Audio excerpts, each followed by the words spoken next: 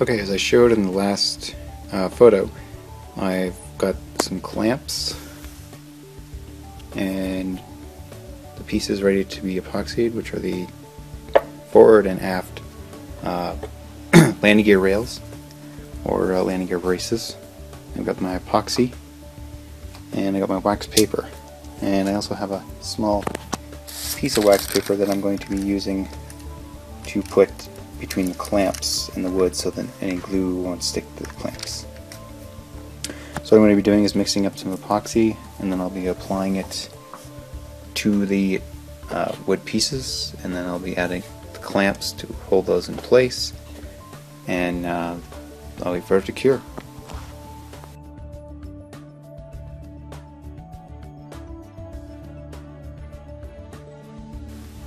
Well, I just finished epoxying the two rails into place, and you can see I have the clamps and the wax paper on the clamps to keep them epoxy free. I'm letting that cure right now. While it's working, I got a little extra tip here. Use a little water and alcohol, spray it on a paper towel or rag or whatever you want, and if you have any excess epoxy like that on my finger there, I just rub a little of that alcohol and water on the epoxy, and it sort of just works real nicely to just take it off of your finger.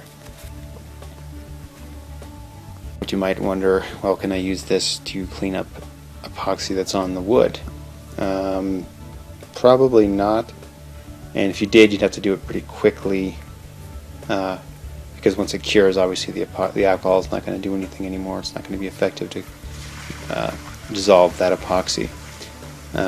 Also, if you did use it on the wood, it would probably get in the joint where you just put epoxy, which could weaken it. So if you got a drop on the wood on below, and you cleaned up most of it with wax paper or something else, and then you had some excess left, yeah, you could probably use a little bit of alcohol in a rag and just try to rub it off the wood to at least even it out so it's smooth, and you come back and hit it with a piece of sandpaper, and that'll probably take care of it.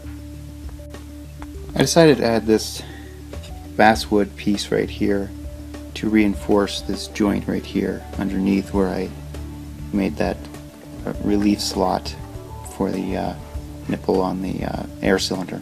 So that's going to go underneath here and come up against the side flush with the rib and join underneath the spar and the landing gear rail right here.